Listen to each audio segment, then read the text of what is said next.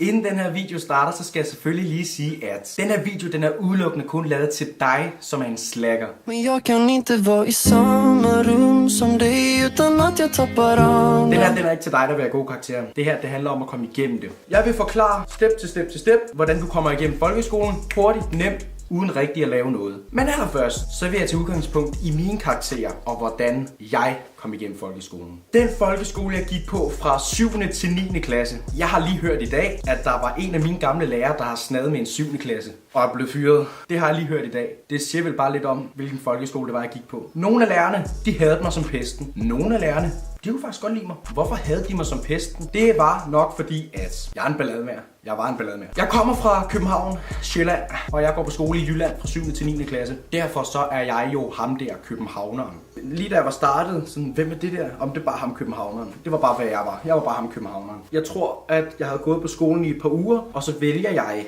at springe et kanonslag i frikvarteret midt ude i skolegården. Ja, vi var nogle vilde nogen. Vi smadrede toiletter, og vi smadrede en skærm på biblioteket med en fodbold.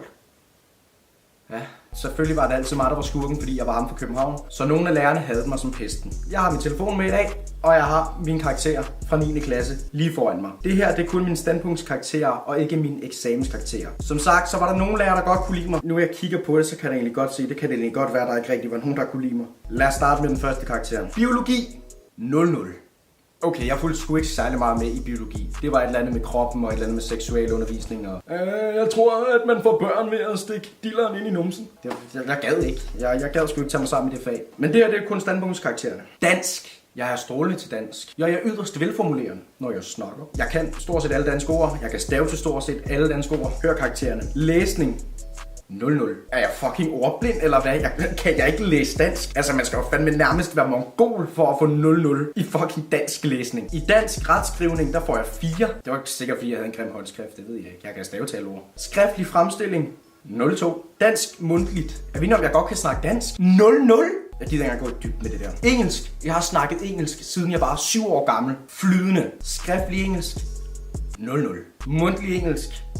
02. Ja, hun kunne sgu nok egentlig heller ikke lide mig, min engelsklærer, det ved jeg ikke. Jeg kunne egentlig meget godt lide hende. Okay, fysik-kemi, det her det overrasker mig faktisk, den her karakter. Fysik-kemi, det er det fag, jeg hader allermest ud over matematik. Det er, fatter det bare ikke. Der får jeg 02. Det betyder bestået. Så et eller andet rigtig møg jeg har gjort. Men jeg har aldrig nogensinde lavet noget fysik-kemi. Aldrig nogensinde. Og så geografi, der får jeg 4. Jeg ved alt om hele verden.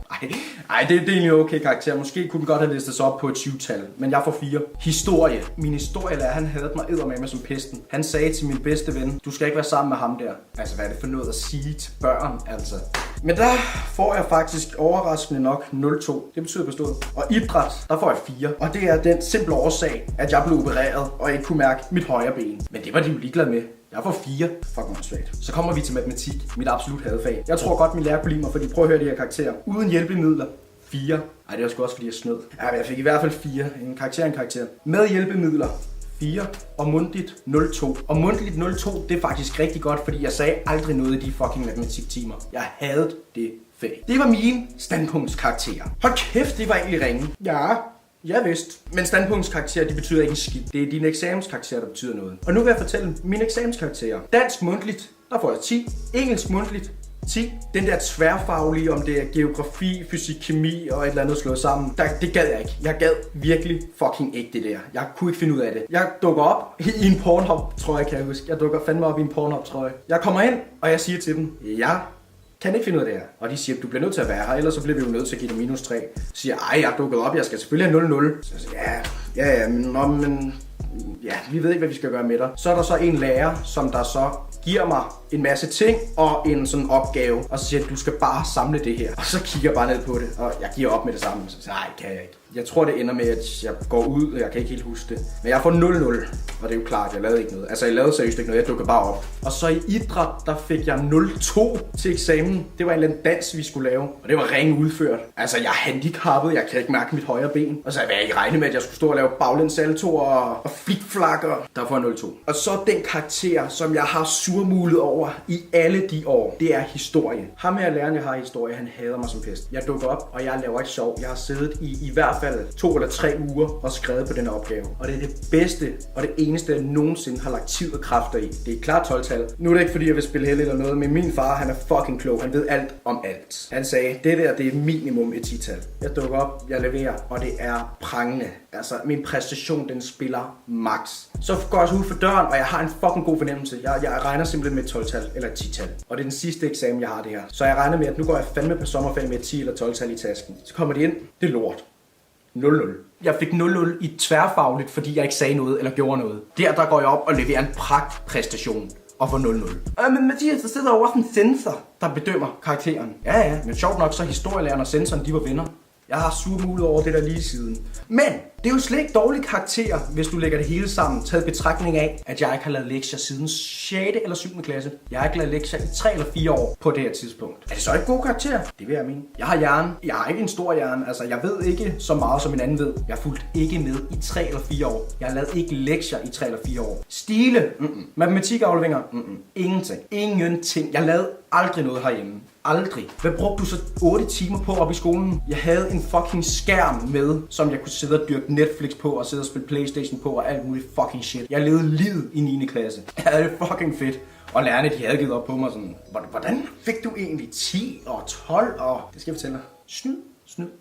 Hvis du gerne vil komme igennem folkeskolen rigtig let, snyd dig til det. Hvordan snyder man sig til det? Lad os tage et eksempel. Vi har den her terminsprøve. Altså, det er rigtigt det her. Jeg har den her terminsprøve i matematik, og jeg ved allerede. Nej, jeg skal fandme ikke gøre det her. Fordi de har regnet med, at jeg vil snyde, så placerer de mig helt bagerst i klassen med en lærer lige ved siden af mig, som kigger ind på min skærm under hele testen. Hvad gør man? Hvordan fanden kan man snyde så? Der sidder en foran mig. Jeg har snakket med den person inden. Når der er gået 37 minutter af den her test, så bliver du lige nødt til at tage læreren hen til dig lige. Jeg skulle bruge for hjælp til et eller andet. Kan du gøre det? Og personen svarer, jo, det kan jeg sagtens. Så går læreren så over til hende efter 37 minutter, som aftalt. Og så har jeg frit slag. Hvis I har en Mac, så ved I, at man lige kan lave de der 4 fingre, og så over på Google. Og så der har jeg selvfølgelig Ignito til. Og så søger jeg ellers bare. Jeg tror, personen foran mig, hun fik trukket læreren væk fra skærmen i 5 eller 6 minutter. Og på de 5 eller 6 minutter, der blev jeg færdig med alt. Til terminsprøven, der fik jeg fandme 7 eller 10 eller sådan noget shit. Og det var selvfølgelig de der bevidste fejl, man laver, så de tænker, man har snydt. Man hører altid i folkeskolen, I kan aldrig snyde, fordi vi kan se, hvad I søger på internettet og på kontoret. Det er bullshit, eller det kan de nok godt, men ikke når du er på et Ignito. Altså, så kan du selvfølgelig også snyde på en anden måde. I dag i folkeskolerne, så er det jo sådan, at inden timerne starter, så skal du lægge din mobil op i en kasse eller et eller andet shit. Vær så fucking smart at køb en lortetelefon, og så gem den i tasken, og så slå internetdeling til. Fordi så connecter du bare din computer med den telefon, der ligger i tasken. På den måde, så din historik, den kan skolen ikke se, fordi skolen kan kun se den, hvis du er på deres netværk.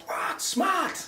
Ja, det er fandme smart. Det har jeg gjort mange gange i hvert fald. Du behøver ikke lave lektier. Jeg har ikke lavet lektier i 3 eller 4 år. Jeg har ikke engang været på kontoret bare for at snakke om, at jeg ikke laver lektier. Jo, jeg har da fået sådan nogle Mathias, det går skidt beskeder. Du bliver nødt til at op dit game, hvor sådan, jeg lover det. Og så ændrer jeg mig jo bare ikke. Altså til sidst så giver lærerne bare op, så I behøver altså ikke lave lektier. Lærerne giver bare op på jer. Fordi folkeskolelærer, de til at lukke op og skide i, jo, det ved enhver.